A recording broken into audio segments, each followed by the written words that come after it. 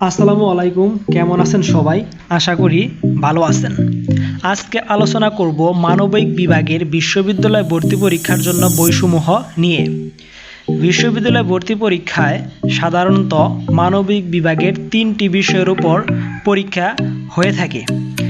ঢাকা বিশ্ববিদ্যালয় বাদে সকল বিশ্ববিদ্যালয় ভর্তি পরীক্ষা শুধু এমসিকিউ পদ্ধতিতে হয়ে থাকে। ঢাকা বিশ্ববিদ্যালয় একই সাথে এমসিকিউ ও লিখিত হয়ে থাকে। এখন মূল আলোচনায় যাওয়া যাক। 1.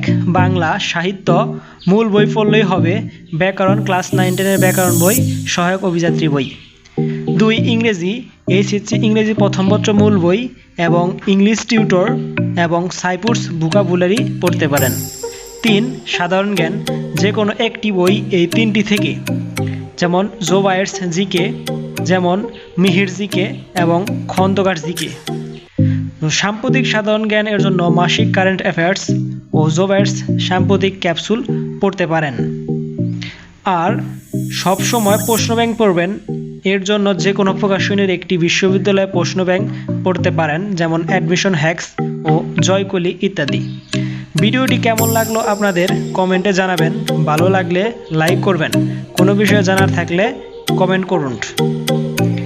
চ্যানেলে নতুন হয়ে থাকলে অবশ্যই এরকম গুরুত্বপূর্ণ ভিডিও পেতে চ্যানেলটি সাবস্ক্রাইব করুন। ধন্যবাদ সবাইকে। আসসালামু আলাইকুম।